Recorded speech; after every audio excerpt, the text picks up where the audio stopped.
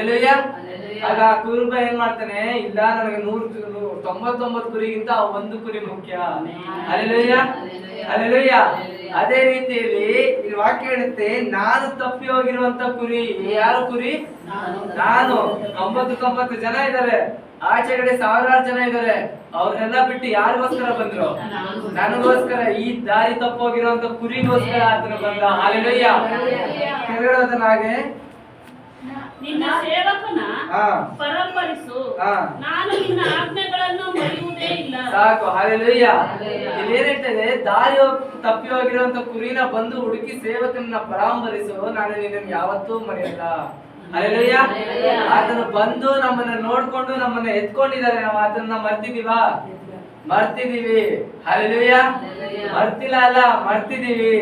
ನಮ್ಮ ಸಮಯಗಳಲ್ಲಿ ನಾವು ಸ್ವಲ್ಪ ಸಿಚುವೇಶನ್ ಅಲ್ಲಿ ಇದ್ದಾಗ, ಸಂದರ್ಭದಲ್ಲಿ ಇದ್ದಾಗ ನಾವು ಅದನ್ನ ಮರ್ತಿದೀವಿ. ಹಲ್ಲೆಲೂಯಾ.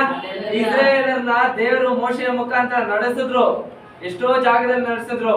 ರಾತ್ರಿ ಹೊತ್ತು ಅಗ್ನಿ ಸ್ತಂಭವಾಗಿ, ಬೆಳಗ್ಗೆ ಹೊತ್ತು ಮೇಘ ಸ್ತಂಭವಾಗಿ ನಡೆಸಿದ್ರು. ಹಲ್ಲೆಲೂಯಾ.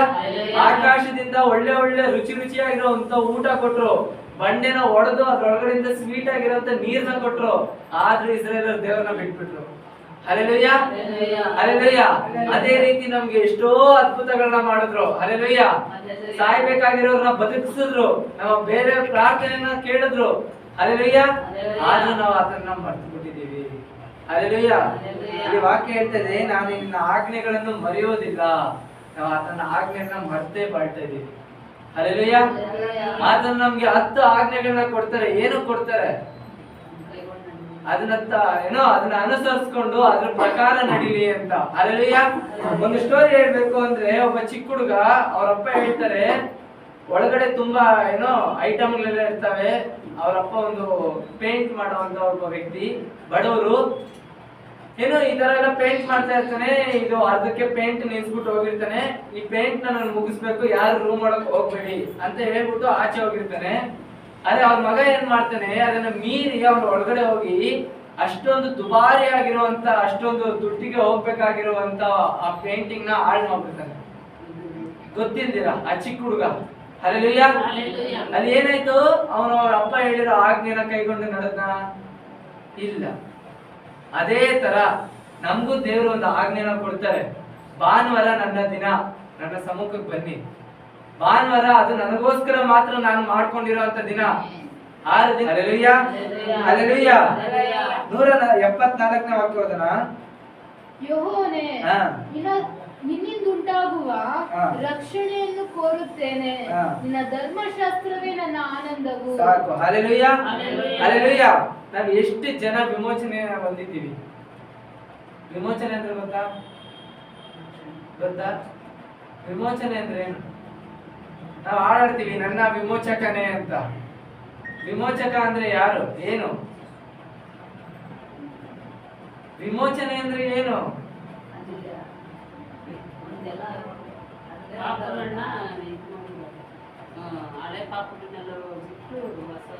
ಹೊಸ ಪಾಪಗಳನ್ನ ವಿಮೋಚನೆ ಅಂದ್ರೆ ನಮ್ಮ ಶತ್ರು ಕಾಟದಿಂದ ಬಿಡಿಸಿ ನಮ್ಮನ್ನ ಆತನ ರಕ್ತದಿಂದ ಮುದ್ರೆ ಹಾಕೊಳ್ಳೋದು. ಹಲ್ಲೆಲೂಯಾ. ವಿಮೋಚನೆ ಅಂದ್ರೆ ಆತನ ರಕ್ತದಿಂದ ನಮ್ಮನ್ನು ಶುದ್ಧೀಕರಿಸಿಕೊಳ್ಳೋದು. ಅದಕ್ಕೆ ನಾವು ಹೇಳ್ತೀವಿ, ನನ್ನ ವಿಮೋಚಕನೇ ಅಂದ್ರೆ ನನಗೋಸ್ಕರ ರಕ್ತ ಸುರಿಸಿರುವಂತ ದೇವರೇ. Hallelujah hallelujah. ನಮ್ಗೆ ಇಂತ ಚಿಕ್ಕ ಚಿಕ್ಕ ವಿಷಯಗಳನ್ನೇ ನಾವು ಅರ್ಥಕೊಳ್ಳಿಲ್ಲ, ಇನ್ನು ನಾವು ದೇವರನ್ನ ಏನ್ ಅರ್ಥಕೋತೀವಿ? Hallelujah hallelujah. ಒಂದು ವಾಕ್ಯನ ನಾವು ಓದ್ತೀವಿ, ಆ ವಾಕ್ಯನ ನಾವು ಒಂದೇ ತರ ತಗೋತೀವಿ, ನಾವು 100 ತರ ತಗೊಳ್ಳಲ್ಲ. ಯಾಕೆ ಅಂದ್ರೆ ನಮ್ಗೆ ದೇವರು ಯಾರು ಅಂತ ಫಸ್ಟ್ ಗೊತ್ತಿಲ್ಲ. ನಾವು ದೇವರನ್ನ ಅರ್ಥಕೊಳ್ಳಿಲ್ಲ. Hallelujah hallelujah hallelujah. ದೇವರಿಗೆ ಎಷ್ಟೊಂದು ಹೆಸರುಗಳಿದಾವೆ ಅಲ್ವಾ? ಇಲ್ಲಿ ಹೇಳ್ತದೆ ರಕ್ಷಣೆ. ಹಲ್ಲೆಲೂಯಾ. ದೇವರ ವಾಕ್ಯ ಹೇಳುತ್ತೆ, ಭೂಲೋಕದಲ್ಲಾಗಲಿ ಪರಲೋಕದಲ್ಲಾಗಲಿ ಯೇಸುವಿನ ಹೆಸರಿನಲ್ಲಿ ಬಿಟ್ಟು ಬೇರೆ ಯಾವ ಹೆಸರಿನ ರಕ್ಷಣೆ ಇಲ್ಲ. ಹಲ್ಲೆಲೂಯಾ. ಅಂದ್ರೆ ಏನು? ಆತನ ಹೆಸರು ರಕ್ಷಣೆ. ಯೇಸು ಅಂದ್ರೆ ಅರ್ಥ ಏನು? ರಕ್ಷಣೆ. ನಮ್ಮನ್ನ ರಕ್ಷಿಸೋದಕ್ಕೆ ಬಂದಿರುವಂತ ದೇವರು. ಹಲ್ಲೆಲೂಯಾ. ನಾವು ಒಂದೊಂದು ವಿಷಯದಲ್ಲಿ ನಾವು ನೋಡ್ಬೇಕಾದ್ರೆ ನಮ್ಮ ವಿಮೋಚಕನೇ ಅಂದ್ರೆ ಏನು ಅರ್ಥ?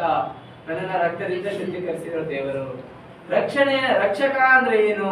ನನ್ನನ್ನ ಕಾಪಾಡೋದಕ್ಕೋಸ್ಕರ ನನಗೋಸ್ಕರ ಬಂದಿರುವಂತ ದೇವರು. ಹಲ್ಲೆಲೂಯ.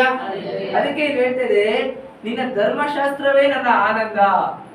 ಏನು, ಆತನನ್ನ ಅರ್ಥಕೊಂಡ್ರೆ, ಆತನನ್ನ ತಿಳ್ಕೊಂಡ್ರೆ, ಆತನ ಧರ್ಮಶಾಸ್ತ್ರವೇ ನಮಗೆ ಆನಂದ. Hallelujah, hallelujah. ಆದ್ರೆ ನಮ್ಮ ಧರ್ಮಶಾಸ್ತ್ರನ ನಾವು ಮುಟ್ಟೋದಕ್ಕೆ ಹೋಗ್ತಾ ಇಲ್ಲ. ವಾರಕ್ಕೆ ಒಂದು ಸಲ ಮುಟ್ತೀವಾ?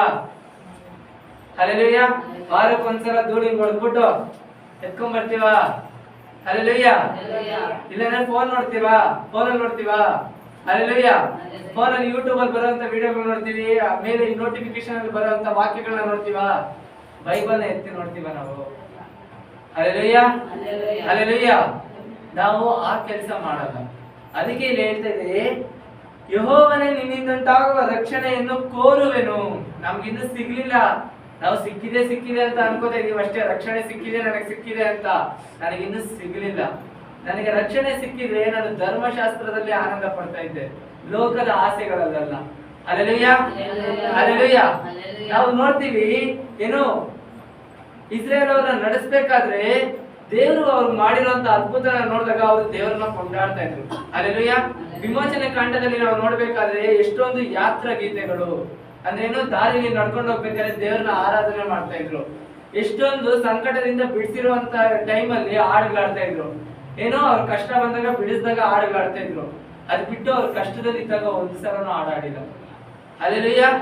ಅದೇ ರೀತಿ ನಾವು ಇದ್ದೀವಿ. ನಾವು ಆನಂದವಾಗಿ ಇರ್ಬೇಕಾದ್ರೆ ಮಾತ್ರ ದೇವರನ್ನ ಆರಾಧನೆ ಮಾಡ್ತೀವಿ, ಕಷ್ಟದಲ್ಲಿ ಇರ್ಬೇಕಾದ್ರೆ ಡೌಟ್ ಬೀಳ್ತೀವಿ. ನಾನು ಹಾಗೆ ಇದ್ದೇನೆ. ಹಲ್ಲೆಲೂಯ. ನಾನು, ಹಲ್ಲೆಲೂಯ, ಹೋದ ವಾರದಲ್ಲಿ ನೋಡ್ಬೇಕಾದ್ರೆ ನಾನು ಏನೋ ಒಂದು ಸ್ವಲ್ಪ ವಿಷಯಗಳಾದಾಗ ನಾನು ದೇವರ ಮೇಲೆ ಸ್ವಲ್ಪ ನಂಬಿಕೆ ಹಿಂಗೆ ಆಗೋಯ್ತು, ಜರುಗ್ಬಿಡ್ತು ನನಗೆ ದೇವರ ಮೇಲೆ ನಂಬಿಕೆ. ಹಲ್ಲೆಲೂಯ. ಅದಕ್ಕೆ ನಾನು ಪ್ರಾರ್ಥನೆ ಮಾಡ್ಬೇಕಾದ್ರೆ ಒಪ್ಪಿಸಿಕೊಟ್ಟು ಪ್ರಾರ್ಥನೆ ಮಾಡಿದೆ. ಏನಕ್ಕೆ ಅಂದ್ರೆ ನನ್ನ ನಂಬಿಕೆ, ಸೈತಾನ ನನ್ನ ನಂಬಿಕೆನ ಅಲ್ಲಾಡ್ಸ್ಬಿಟ್ಟ ನನ್ನ. Hallelujah, hallelujah. ಅದಕ್ಕೆ ನಾನು ದೇವರ ಹತ್ರ ಕ್ಷಮಾಪಣೆ ಕೇಳ್ಬೇಕು. ಹಲ್ಲೆಲೂಯ. ಏನಕ್ಕೆ ಅಂದ್ರೆ ಶೋಧನೆಗಳು ಬರೋದೇನಕ್ಕೆ ಅಂದ್ರೆ ನಮ್ಮನ್ನ ಗಟ್ಟಿ ಮಾಡೋದಕ್ಕೆ, ಆತನ ರಕ್ಷಣೆ ನಮಗಿದೆ ಅನ್ನೋದನ್ನ ತೋರ್ಸೋದಕ್ಕೆ, ಪ್ರೂವ್ ಮಾಡ್ಕೊಡೋದಕ್ಕೆ ದೇವರು ಶೋಧನೆ ಕೊಡೋದು. ಹಲ್ಲೆಲೂಯ. ಆದ್ರೆ ಆತನ ಧರ್ಮಶಾಸ್ತ್ರನ ನಾವು ಮುಟ್ಟಲ್ಲ, ಆತನ ರಕ್ಷಣೆಯಲ್ಲಿ ನಾವು ಒಳಗಡೆ ಹೋಗಲ್ಲ. ನಾವೇನ್ ಮಾಡ್ತೀವಿ, ಅದರಿಂದ ಆಚೆನೆ ಇರೋದಕ್ಕೆ ಇಷ್ಟಪಡ್ತೀವಿ. ಯಾಕಂದ್ರೆ ಅದ್ರ ಒಳಗಡೆ ಹೋದ್ರೆ ಆಜ್ಞೆಗಳನ್ನ ಫಾಲೋ ಮಾಡ್ಬೇಕಲ್ಲ. ಅದ್ರ ಒಳಗಡೆ ಹೋದ್ರೆ ದೇವ್ರು ಕೊಟ್ಟಿರುವಂತ ಸ್ವಲ್ಪ ವಿಷಯಗಳನ್ನ ನಾವು ಇಟ್ಕೊಬೇಕಲ್ವಾ. ಆದ್ರೆ ಅದ್ರ ಆಚೆ ಇದ್ರೆ ಏನು ಇಲ್ಲ. Hallelujah, hallelujah. 175ನೇ ವಾಕ್ಯ ಓದೋಣ. ನನ್ನ ಪ್ರಾಣವನ್ನು ಉಳಿಸು, ಹಾ. ಅದು ನಿನ್ನನ್ನು ಹಾ. ಕೊಂಡಾಡಲಿ. ಸಾಕು. ಹಲ್ಲೆಲೂಯ. ಇಲ್ಲಿ ವಾಕ್ಯ ಹೇಳ್ತದೆ, ನನ್ನ ಪ್ರಾಣವನ್ನು ಉಳಿಸು, ಅದು ನಿನ್ನನ್ನು ಕೊಂಡಾಡಲಿ. ನಾವು ಬದುಕಿದೀವಾ? ಬದುಕಿದೀವಾ? Hallelujah, hallelujah. ಬದುಕಿದಿದ್ದಾನೆ, ನಮ್ಮಲ್ಲಿ ಜೀವ ಇದೆ ತಾನೆ. ನಾವೇನಕ್ಕೆ ದೇವರನ್ನ ಆರಾಧಿಸ್ತಾ ಇಲ್ಲ? ಹಲ್ಲೆಲೂಯ. ನನ್ನ ಪ್ರಾಣವನ್ನು ಉಳಿಸು, ಅದು ನಿನ್ನನ್ನು ಕೊಂಡಾಡಲಿ. ಎಷ್ಟೊಂದ್ಸಲ ಉಳಿಸಿದ್ದಾರೆ, ಯಾಕೆ ನಾವು ದೇವರನ್ನ ಕೊಂಡಾಡ್ತಾ ಇಲ್ಲ? Hallelujah, hallelujah. ಮುಂದೆ ಸಮುದ್ರ ಇರುತ್ತೆ, ಹಿಂದೆ ಫಾರೋನನ ಸೈನ್ಯ ಬರುತ್ತೆ, ಮಧ್ಯದಲ್ಲಿ ಇಸ್ರೇಲರ್ ಇದ್ದಾರೆ. ಅವ್ರನ್ನ ಸಮುದ್ರ ದಾಟಿಸಿ, ಹಲ್ಲೆಲೂಯ, ಸಮುದ್ರ ದಾಟಿಸಿ ಫಾರೋನವ್ರನ್ನೆಲ್ಲ ನೀರಲ್ಲಿ ಮುಳುಗಿಸಿದ್ರು. ಪ್ರಾಣದಿಂದ ತಪ್ಪಿಸಿದ್ರ? ಯಾಕೆ ಇಸ್ರೇಲ್ ಅವ್ರು ಕೊಂಡಾಡ್ಲಿಲ್ಲ? ಯಾಕೆ ಕೊಂಡಾಡ್ಲಿಲ್ಲ? ಹಲ್ಲೆಲೂಯ. ಅದೇ ರೀತಿ ನಾವು ಇದ್ದೀವಿ. ಹಲ್ಲೆಲೂಯ. ಒಂದು ದೊಡ್ಡ ಸಮಸ್ಯೆ ಮುಂದೆ ಇರುತ್ತೆ, ಹಿಂದೇನೋ ಒಂದು ಸಮಸ್ಯೆ ಇರುತ್ತೆ, ಮಧ್ಯದಲ್ಲಿ ನಾವು ನಿಂತಿರ್ತೀವಿ. ಅದನ್ನ ದಾಟದ ಮೇಲೆ ನಾವು ದೇವರನ್ನ ಕೊಂಡಾಡಲ್ಲ. ಹಲ್ಲೆಲೂಯ. ಅದೇ ಅದನ್ನ ದಾಟೋದಕ್ಕಿಂತ ಮುಂಚೆ ದೇವರೇ ದೇವರೇ ಅಂತ ದೇವ್ರ ಕಾರ್ಯ ಹೇಳ್ಕೊಂಡ್ಬಿಟ್ಟಿರ್ತೀವಿ. ಹಲ್ಲೆಲೂಯ. ನನ್ನನ್ನು ಸೇರಿಸಿ ನಾನು ಹೇಳ್ಕೊತಾ ಇದ್ದೀನಿ, ಇದು ನನಗ್ ಬಂದಿರೋಂತ ವಾಕ್ಯ ನಾನ್ ಹೇಳ್ತಾ ಇದ್ದೀನಿ. ಹಲ್ಲೆಲೂಯ. ನಾನು ಕಷ್ಟದಲ್ಲಿ ಇರ್ಬೇಕಾದ್ರೆ ದೇವ್ರ ಕಾಲನ ಹೋಗಿ ಬಿಗಿಯಾಗಿ ಹಿಡ್ಕೋತೀನಿ, ಕುತ್ಕೊಂಡ್ರು ದೇವ್ರೆ ಅಂತೀನಿ, ನಿಂತ್ಕೊಂಡ್ರು ದೇವ್ರೆ ಅಂತೀನಿ. ಆ ಪ್ರಾಬ್ಲಮ್ ಇಂದ ನಾನು ಆಚೆ ಬಂದ ಮೇಲೆ ನಾನು ದೇವ್ರನ್ನ ಮರ್ತೆ ಹೋಗ್ಬಿಡ್ತೀನಿ. ಏನಕ್ಕೆ? ನನ್ನಲ್ಲಿ ಇರುವಂತ ದುರಾತ್ಮ. Hallelujah, hallelujah. ನನ್ನಲ್ಲಿ ಇರುವಂತ ಅಲ್ಪ ವಿಶ್ವಾಸ, ನಾನು ದೇವರ ಮೇಲೆ ಇಟ್ಟಿರುವಂತ ನಂಬಿಕೆ ಅಷ್ಟೊಂದು ವೀಕ್ ಇದೆ ಅಂತ ಅರ್ಥ. Hallelujah, hallelujah. 172ನೇ ವಾಕ್ಯ ಓದೋಣ. ನನ್ನ ನಾಲಿಗೆಯು ನಿನ್ನ ನುಡಿಗಳನ್ನು ವರ್ಣಿಸಲಿ, ನಿನ್ನ ಆಜ್ಞೆಗಳೆಲ್ಲ ನೀತಿಯೇ. ಸಾಕು. ಹಲ್ಲೆಲೂಯ. ದಾವೀದನ ಮಗ ಯಾರು? ಹಲ್ಲೆಲೂಯ. ಸೊಲೊಮೋನನು ಇಡೀ ಬೈಬಲ್ ಅಲ್ಲಿ ನೋಡ್ಬೇಕಾದ್ರೆ ಜ್ಞಾನಿಗಳಲ್ಲಿ ಜ್ಞಾನಿ ಅವನು. ಹಲ್ಲೆಲೂಯ. ಅಷ್ಟೊಂದು ಜ್ಞಾನ ಬೈಬಲ್ ಅಲ್ಲಿ ಬೇರೆ ಯಾರಿಗೂ ಸಿಗ್ಲೇ ಇಲ್ಲ. ಹಲ್ಲೆಲೂಯ. ಜ್ಞಾನೋಕ್ತಿಗಳನ್ನ ಬರೆಯೋದು ಯಾರು? ಸೊಲೊಮೋನ್ ಜ್ಞಾನೋಕ್ತಿಗಳನ್ನ ಬರೀತಾನೆ. ಹೇಗೆ ಒಬ್ಬ ಜ್ಞಾನಿ ಹೇಗಿರ್ಬೇಕು ಅಂತ. ಹಲ್ಲೆಲೂಯಾ. ಅವನಲ್ಲಿ ಬರೀತಾನೆ ಅಂದ್ರೆ ಅವನೆಷ್ಟು ಜ್ಞಾನಿಯಾಗಿರ್ಬೇಡ. ಹಲ್ಲೆಲೂಯಾ. ಅದೇ ಅವನಿಗೆ ಹೆಂಡತಿರೆಷ್ಟು? ಹಲ್ಲೆಲೂಯಾ. 1000 ಜನ ಹೆಂಡತಿರು. ಹಲ್ಲೆಲೂಯಾ. 700 ಜನ ಹೆಂಡತಿರು, 300 ಜನ ಕೆಲಸ ಮಾಡೋರು. ಹಲ್ಲೆಲೂಯಾ. 1000 ಜನ ಇದ್ರೂ ಸಹ ದೇವರು ಅವನ್ನ ಶಿಕ್ಷಿಸಲಿಲ್ಲ. ದಾವೀದನ ಮೇಲೆ ಇದ್ದಂತ ಪ್ರೀತಿನೇ ಇವನಿಗೋಸ್ಕರ ಬಿಟ್ರು. ಹಲ್ಲೆಲೂಯಾ. ಆದ್ರೆ ಇವನು ಮಾಡಿದ ತಪ್ಪೇನು? ಅವರ ಮಾತುಗಳನ್ನ ಕೇಳಿ ಅವನ ವಿಗ್ರಹಾರಾಧನೆಗೆ ಹೋದ. ಅವನ ನಾಲಿಗೆ ದೇವರನ್ನ ಸ್ತುತಿಸ್ತಾ ಇತ್ತು, ಅವನ ನಾಲಿಗೆ ದೇವರನ್ನ ಆರಾಧಿಸ್ತಾ ಇತ್ತು. ಆದ್ರೆ ಅವನು ಮಾಡಿದ ಒಂದು ಪಾಪ ಅವನ ಜೀವನವನ್ನೇ ಹಾಳು ಮಾಡ್ಬಿಡ್ತು, ನಾಶ ಮಾಡ್ಬಿಡ್ತು. ಹಲ್ಲೆಲೂಯಾ. ಹಲ್ಲೆಲೂಯಾ. ಇದೆಲ್ಲ ನಮಗ್ ಗೊತ್ತಾ? ಇದೆಲ್ಲ ನಮಗ್ ಗೊತ್ತಿಲ್ಲ. ಯಾಕೆ ಗೊತ್ತಿಲ್ಲ? ಯಾರೋ ಒಬ್ರು ಹೇಳಿರ್ತಾರೆ, ಅದರಿಂದ ನಮಗ್ ಗೊತ್ತಿರುತ್ತೆ. ನಾವೇ ಬೈಬಲ್ ಓಪನ್ ಮಾಡಿ ಓದಿರ್ತೀವ? ಹಲ್ಲೆಲೂಯಾ. ಹಲ್ಲೆಲೂಯಾ. 10 ಆಜ್ಞೆಗಳನ್ನ ನಾವು ನೋಡ್ತೀವಿ. ಆ 10 ಆಜ್ಞೆಗಳು ಯಾವ ಬುಕ್ಕಲ್ಲಿ ಬರುತ್ತೆ? ಯಾವ ಬುಕ್ಕಲ್ಲಿ ಬರುತ್ತೆ? ವಾಕ್ಯ ಬರ್ಕೊಂಡ್ ಬಂದವ್ರಿಗೆ ವಾಕ್ಯ ಯಾವ್ದ್ರಲ್ಲಿ ಬರುತ್ತೆ ಅನ್ನೋದು ಗೊತ್ತಿಲ್ಲ. ಅದು ವಿಮೋಚನೆ ಕಂಡ 20ನೇ ಅಧ್ಯಾಯದಲ್ಲಿ ಬರುತ್ತೆ. ಹಲ್ಲೆಲೂಯಾ. ಹಲ್ಲೆಲೂಯಾ. ಅದಕ್ಕೆ ಕೀರ್ತನೆಯಲ್ಲಿ ದಾವೀದನು ಬರೀತಾನೆ, ನನಗೆ ಒಳ್ಳೆ ಜ್ಞಾನದ ನನ್ನ ದಿನವು ಸ್ವಲ್ಪವೇ ಅಂತ ತಿಳಿಸ್ಕೊಡು, ಆಗ ನಾನು ನಿನ್ನ ಜ್ಞಾನ ಉಳ್ಳ ಹೃದಯದಿಂದ ಆರಾಧಿಸ್ತೇನೆ. ಹಲ್ಲೆಲೂಯಾ. ಆಗ ನನ್ನ ನಾಲಿಗೆ ನಿನ್ನನ್ನ ಆರಾಧಿಸುತ್ತೆ, ನನ್ನ ಹೃದಯ ನಿನ್ನನ್ನ ಆರಾಧಿಸುತ್ತೆ. ಏನಕ್ಕೆ ಹೇಳ್ತಾರೆ? ಸಾವಿನ ಭಯ ನಮ್ಗಿದ್ರೆ ನಾವು ದೇವರನ್ನ ಆರಾಧಿಸ್ತೀವಿ. ಹಲ್ಲೆಲೂಯಾ. ಹಲ್ಲೆಲೂಯಾ. ಹಲ್ಲೆಲೂಯಾ. ನೀವು ನಾಳೆ ಸಾಯ್ತೀರಾ ಅಂತ ಗೊತ್ತಾದ್ರೆ ಇವತ್ತು ಪಾಪ ಮಾಡ್ತೀರಾ? ಎಷ್ಟು ಪರಿಶುದ್ಧವಾಗಿ ಹಿಡ್ಕೊತೀರಾ? ಇವತ್ತು ರಾತ್ರಿ ನಾನು ಸತ್ತೋಗ್ಬಿಡ್ತೀನಿ ಅಂತ ಗೊತ್ತಾದ್ರೆ ಎಷ್ಟು ಪರಿಶುದ್ಧವಾಗಿ ನಮ್ಮನ್ನ ಇಟ್ಕೋತೀವಿ. ಹಲ್ಲೆಲೂಯಾ. ಅದಕ್ಕೆ ದಾವೀದ ಹೇಳೋದು, ನಾನು ಸಾಯುವಂತ ದಿನನ ನನಗೆ ತೋರಿಸ್ಕೊಡು, ನಾನು ಯಾವಾಗ ಸಾಯ್ತೀನಿ ಅನ್ನೋದನ್ನ ನನಗೆ ತಿಳಿಸ್ಕೊಡು, ಅಷ್ಟು ಒಳಗಡೆ ನಾನು ನಿನ್ನನ್ನು ಆರಾಧಿಸ್ತಾನೆ ಇರ್ತೀನಿ. ಹಲ್ಲೆಲೂಯಾ. ಹಲ್ಲೆಲೂಯಾ. ದೇವರ ವಾಕ್ಯ ಹೇಳುತ್ತೆ, ನಿನ್ನ ನಾಲಿಗೆ ಇನ್ನೊಬ್ಬರನ್ನ ಹಾಳು ಮಾಡೋ ತರ ಮಾತಾಡೋದು ಬಿಟ್ಟು ಅದನ್ನ ಕಟ್ ಮಾಡಿ ಬಿಸಾಕಿದ್ರೆ ನಿನ್ನ ಪರಲೋಕ ರಾಜ್ಯಕ್ಕೆ ಬರ್ತೀಯಾ? ಹಲ್ಲೆಲೂಯಾ. ನಿನ್ನ ಕೈ ನಿನ್ನ ಪಾಪಕ್ಕೆ ಕರ್ಕೊಂಡು ಹೋಗ್ತಾ ಇದ್ರೆ ಆ ಕೈನ ಕಟ್ ಮಾಡಿ ನರಕಕ್ಕೆ ಹೋಗೋದಕ್ಕಿಂತ, ಆ ಕೈನ ಇಟ್ಕೊಂಡು ನರಕಕ್ಕೆ ಹೋಗೋದಕ್ಕಿಂತ ಕತ್ತರಿಸಿ ಪರಲೋಕಕ್ಕೆ ಹೋಗೋದೇ ಎಷ್ಟು ವಾಸಿ. ಹಲ್ಲೆಲೂಯಾ. ನಿನ್ನ ಕಣ್ಣುಗಳು ನಿನ್ನ ಪಾಪಕ್ಕೆ ಕರ್ಕೊಂಡು ಹೋಗ್ತಾ ಇದೆ ಅಂದ್ರೆ ಆ 2 ಕಣ್ಣನ್ನ ಇಟ್ಕೊಂಡು ನರಕಕ್ಕೆ ಹೋಗೋದಕ್ಕಿಂತ ಕಿತ್ತಾಕ್ಬಿಟ್ಟು ಪರಲೋಕಕ್ಕೆ ಹೋಗೋದೇ ವಾಸಿ. ಹಲ್ಲೆಲೂಯಾ. ಯೋಬನು ಬರೀತಾನೆ, ನಾನು ಹುಟ್ಟೋದಕ್ಕಿಂತ ಹುಟ್ಟಿದ್ರೆ ಇದ್ದಿದ್ರೇನೆ ಎಷ್ಟು ವಾಸಿ. ಹಲ್ಲೆಲೂಯಾ. ಅಲ್ಲಿ ಅವನು ಕಷ್ಟದಲ್ಲೇ ಇರ್ತಾನೆ, ನೋವಲ್ಲಿ ಇರ್ತಾನೆ. ಆದ್ರೆ ಏನಂತಾನೆ? ದೇವ್ರನ್ನ ಬೈಯಲ್ಲ, ಅವನೇ ಬೈಕೋತಾನೆ. ಅಯ್ಯೋ ದೇವ್ರೇ, ನಾನು ಹುಟ್ಟೋದಕ್ಕಿಂತ ಹುಟ್ಟಿದ್ರೆ ಇದ್ದಿದ್ರೇನೆ ಎಷ್ಟೋ ವಾಸಿ. ನಾನು ಹುಟ್ಟಿರುವಂತ ಈ ದಿನ ಒಂದು ನಾಶವಾದ ದಿನ ಆಗ್ಲಿ, ಶಾಪ ಇರುವಂತ ದಿನ ಆಗ್ಲಿ. ಹಲ್ಲೆಲೂಯಾ. ಹಲ್ಲೆಲೂಯಾ. ಅಲ್ಲಿ ಅವನು ಏನೋ ತಪ್ಪು ಮಾಡಿಲ್ಲ, ಆದ್ರೆ ಅವನೇನೋ ತಪ್ಪು ಮಾಡಿದ್ದಾನೆ ಅಂತ ದೇವರ ಹತ್ರ ಕ್ಷಮಾಪಣೆ ಕೇಳ್ತಾನೆ. ಏನಕ್ಕೆ? ಅವನಲ್ಲಿರುವಂತ ನೀತಿ. ಹಲ್ಲೆಲೂಯಾ. ಅವನ ನಾಲಿಗೆ ದೇವರನ್ನ ಮಾತ್ರ ಸ್ತುತಿಸ್ತಾ ಇತ್ತು. ಅದಕ್ಕೆ ಇಲ್ಲಿ ಹೇಳ್ತಾರೆ, ಏನೋ ನನ್ನ ನಾಲಿಗೆಯು ನಿನ್ನ ನುಡಿಯನ್ನು ವರ್ಣಿಸಲಿ. ಹಲ್ಲೆಲೂಯಾ. ದಾವೀದನು ದೇವರಿಗೆ ಹತ್ರವಾದ ದಾಸ ಏನಕ್ಕಾಗ ಅಂದ್ರೆ ಅವನ ನಾಲಿಗೆ ದೇವರನ್ನು ಸ್ತುತಿಸ್ತಾ ಇತ್ತು. ಹಲ್ಲೆಲೂಯಾ. ಅವನು ಎಷ್ಟೇ ದೊಡ್ಡ ರಾಜನಾದ್ರೂ ಸಹ ಒಂದು ಪಾಪ ಮಾಡಿದ್ರೆ ಅವನ ಪಾಪ ಮನ್ನಿಸಲ್ಪಡೋವರೆಗೂ ಅವನು ರಾಜ ಪಟ್ಟಕ್ಕೆ ಹೋಗಲ್ಲ. ಬೂದಿನ ಮೈ ಮೇಲೆ ಹೇಳ್ಕೊಂಡು ಗೋಣಿ ಚೀಲ ತಟ್ಕೊಂಡು ಮೂಲೆ ಕೂತ್ಕೊತಾನೆ ರಾಜ. ಹಲ್ಲೆಲೂಯಾ. ಹಲ್ಲೆಲೂಯಾ. ಆದ್ರೆ ನಮ್ಮ ಹತ್ರ ಕೋಟಿ ಇದ್ರೆ ನಾವ್ ಏನ್ ಮಾಡ್ತೀವಿ? ಪಾಪ ಮಾಡಿದ್ರು ಸಹ ಪಾಪನೆಲ್ಲ ದಶಂಭಾಗ ಹಾಕ್ಬಿಟ್ಟು ಇದ್ ಮಾಡ್ಕೊಂಡ್ಬಿಡೋಣ. ಹಲ್ಲೆಲೂಯಾ. ನನ್ನ ಪ್ರಾರ್ಥನೆನ ದೇವ್ರು ಕೇಳ್ತಾರೆ. ನಾನ್ ನಿಂತ್ಕೊಂಡು ಪ್ರಾರ್ಥನೆ ಮಾಡಿದ್ರೆ ದೇವ್ರು ಕೇಳ್ತಾರೆ, ಮಲ್ಕೊಂಡು ಪ್ರಾರ್ಥನೆ ಮಾಡಿದ್ರೆ ದೇವ್ರು ಕೇಳ್ತಾರೆ. ಹಲ್ಲೆಲೂಯಾ. ಆದ್ರೆ ನಾವು ದೇವ್ರ ಅಸಡ್ಡೆ ಮಾಡ್ತೀವಿ. ಹಲ್ಲೆಲೂಯಾ. ಎಲಿಯನ್ನೇ ದೇವರು ಹೇಳ್ತಾರೆ, ನಿನ್ನ ಸೊಂಟದಲ್ಲಿರುವಂತ ಬಟ್ಟೆನ ಬಿಗಿಯಾಗಿ ಕಟ್ಕೊಂಡು ಮೊಣಕಾಲು ಹಾಕಿ ಪ್ರಾರ್ಥನೆ ಮಾಡು, ನಿನ್ನನ್ನ ಯಾರು ಮುಡ್ತಾರೆ ನಾನು ನೋಡ್ತೀನಿ. ಹಲ್ಲೆಲೂಯಾ. ಮೋಶೆ ಇಸ್ರೇಲ್ ಅವ್ರಿಗೂ ಮತ್ತೆ ಫಿಲಿಸ್ಟಿಯರ್ ಅವ್ರಿಗೂ ಯುದ್ಧ ನಡಿಬೇಕಾದ್ರೆ ಮೋಶೆ ಬೆಟ್ಟದ ಮೇಲೆ ಹೋಗಿ ಕುತ್ಕೊಂಡು ಅವನ ಸೊಂಟನ ಗಟ್ಟಿಯಾಗಿ ಕಟ್ಕೊಂಡು ಮೊಣಕಾಲು ಹಾಕಿ ಪ್ರಾರ್ಥನೆ ಮಾಡ್ತಾನೆ. ಏನಕ್ಕೆ? ಇಸ್ರೇಲ್ ಅವ್ರು ಗೆಲ್ಲಿ ಅಂತ. ಅವನ 2 ಕೈಗಳು ಮೇಲೆ ಎತ್ತಿರುವಷ್ಟು ಸಮಯ ಇಸ್ರೇಲ್ ಅವರು ಗೆಲ್ತಾನೆ ಇರ್ತಾರೆ. ಹಲ್ಲೆಲೂಯಾ. ಅವನ ಬಾಯಲ್ಲಿ ಬಂದಿರುವಂತ ಪ್ರಾರ್ಥನೆ, ಅವನ ಬಾಯಲ್ಲಿ ಬಂದಿರುವಂತ ವಾಕ್ಯಗಳು ಪರಲೋಕದಲ್ಲಿರುವಂತ ದೇವರಿಗೆ ಆ ಕ್ಷಣದಲ್ಲೇ ಕೇಳಿಸುತ್ತೆ. ಹಲ್ಲೆಲೂಯಾ.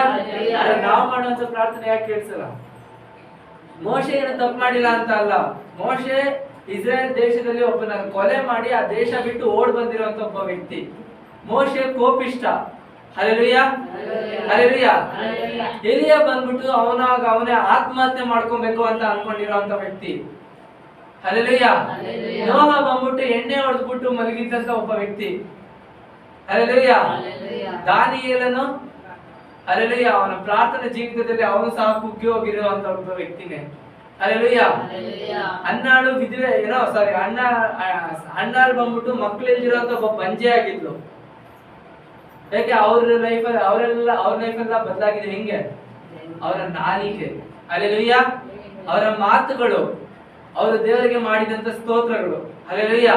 ಅವರನ್ನ ಬದಲಾಯಿಸಿ ನಾವಿವಾಗ ಅವರ ಎಕ್ಸಾಂಪಲ್ ಕೊಡ್ತಾ ಇದ್ದೀವಿ. ಹಲ್ಲೆಲೂಯಾ. ದೇವರು ಅಬ್ರಾಹ್ಮನಿಗೆ ಪ್ರಾಮಿಸ್ ಮಾಡ್ತಾರೆ, ವಾಗ್ದಾನ ಮಾಡ್ತಾರೆ.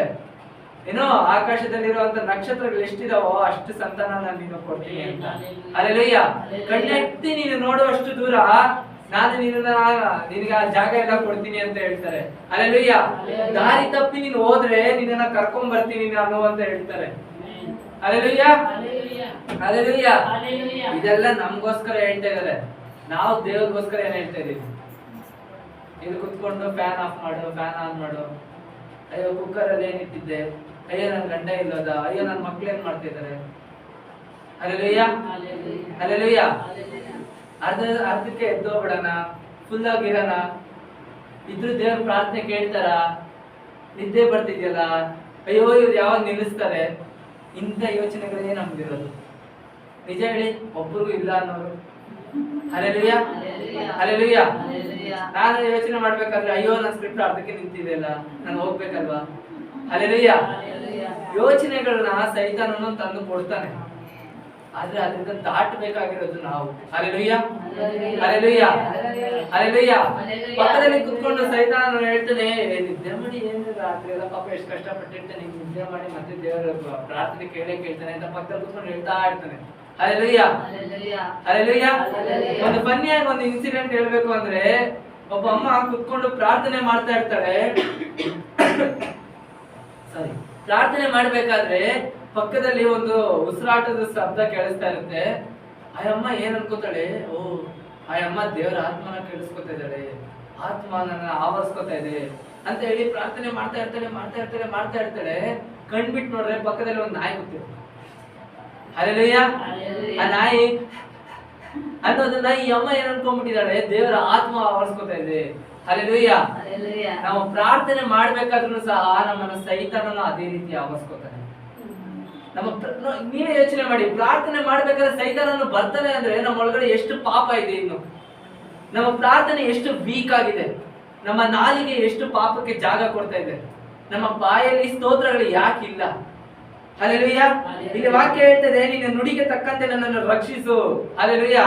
ಅದ್ರ ಮೇಲೆ ಹೇಳ್ತಾ ಇದೆ, ನನ್ನ ವಿಜ್ಞಾಪನೆ ನಿನ್ನ ಸನ್ನಿಧಿಗೆ ಸೇರಲಿ. ಅಂದ್ರೇನು? ನನ್ನ ವಿಜ್ಞಾಪನೆ ನಿನ್ನ ಸನ್ನಿಧಿಗೆ ಸೇರಿದ್ರೆ ಆತನ ನುಡಿಗೆ ತಕ್ಕಂತೆ ನನ್ನನ್ನು ರಕ್ಷಿಸ್ತಾನೆ. ಹಲ್ಲೆಲೂಯಾ. ಆದ್ರೆ ನಮ್ಮ ವಿಜ್ಞಾಪನೆ ಆತನ ಸನ್ನಿಧಿಗೆ ಸೇರ್ತಾ ಇಲ್ಲ. ಏನಕ್ಕೆ? ನನ್ನ ತುಟಿಗಳಿಂದ ಸ್ತುತಿ ಹೊರಡ್ತಾ ಇಲ್ಲ. Hallelujah, hallelujah. ನಿನ್ನ ನಿಬಂಧನೆಯನ್ನು ನನಗೆ ಕಲಿಸಿದ್ದೀಯಲ್ಲ. ಹಲ್ಲೆಲೂಯಾ. ಜ್ಞಾನೋಕ್ತಿಗಳಲ್ಲಿ ನಾವು ನೋಡ್ತೀವಿ 2ನೇ ಅಧ್ಯಾಯದಲ್ಲಿ, ಈ ಮಗನೇ ಕಿವಿಗಳು ಏನಂತ ಹೇಳ್ತಾರೆ, ಮಗನೇ ಕಿವಿಗಳು, ನಾನು ಹೇಳೋ ವಿಷಯನ ಕೇಳಿಸ್ಕೋ ಅಂತ ಹೇಳ್ತಾರೆ. ಅಲ್ಲಿ ಆಲ್ರೆಡಿ ಹೇಳಿದಾರೆ ನಮ್ಗೆ, ನಾವು ಆ ವಾಕ್ಯನ ಕೇಳಿದೀವಿ ಸಹ. Hallelujah, hallelujah. ಆದ್ರೆ ಇಲ್ಲಿ ಏನು ನಿಬಂಧನೆಯನ್ನ ನಾವು ಅಳವಡಿಸ್ಕೊತಾ ಇಲ್ಲ. ಅದರಿಂದ ನಮ್ಮ ಪ್ರಾರ್ಥನೆ ಏನಾಗ್ತಾ ಇಲ್ಲ, ದೇವರ ಸನ್ನಿಧಿಗೆ ಹೋಗ್ತಾ ಇಲ್ಲ.